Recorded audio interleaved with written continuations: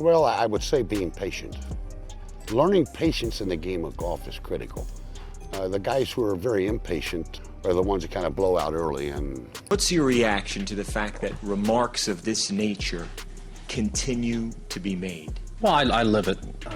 It's happened my entire life, and it's happened in my entire career. Tiger Woods changed golf forever in 1997. At just 21 years old, he dominated Augusta National by 12 strokes, capturing his first major championship in a performance that stunned the world. It was historic. It was beautiful. It was the beginning of something extraordinary. But in the aftermath of that triumph, something happened that would haunt one veteran golfer for the rest of his life. The celebration turned into scrutiny, the joy turned into pressure, and one casual comment turned into the kind of controversy that destroys careers. This is the story of what really happened when the cameras caught Fuzzy Zoeller off guard, and why he now calls those words he spoke the worst moment of his entire existence. The 1997 Masters was unlike anything golf had ever seen. Tiger Woods walked onto Augusta National as a rookie with immense talent and walked off as a legend. 12 strokes. That's not just winning, that's domination. That's rewriting history in real time. Woods later reflected that this victory was probably the one that meant the most to him, and it's easy to understand why. This wasn't just about golf. This was about breaking barriers. This was about a young man stepping into a spotlight so bright that it would never dim. The moment he slipped on that green jacket, everything changed. Golf became global. Golf became accessible. Golf became exciting in ways it had never been before. But with that kind of breakthrough comes something else. Something darker. Something that waits in the shadows of every triumph. Fame arrived instantly for Tiger Woods, and it brought with it an army of reporters, cameras, and microphones. Major networks descended on Augusta National like a storm. Everyone wanted a piece of the story. Everyone wanted quotes.